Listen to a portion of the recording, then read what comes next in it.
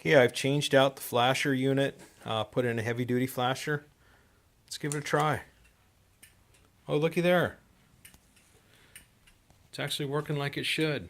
Let's try the other side.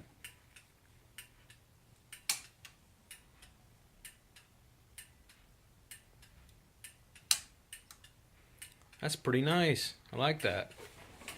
I'll show you where I put that at. I just made a couple of jumper wires, but I might make something a little more permanent. You can hear that clicking. But that's the turn signal relay.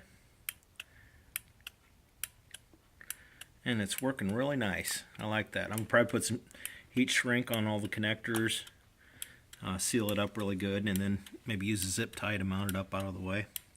But yeah, that's working super great. Love it.